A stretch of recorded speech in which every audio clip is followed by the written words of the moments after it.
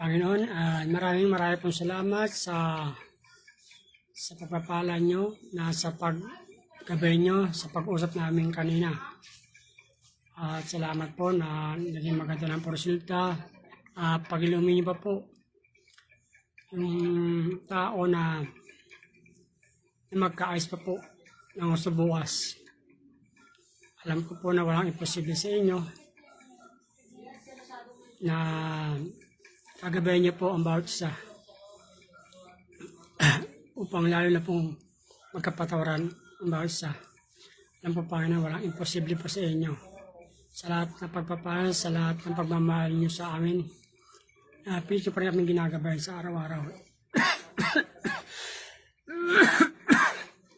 Gabayan niyo po ang bawat isa upang lumampot ang mga puso ng bawat isa sa amin upang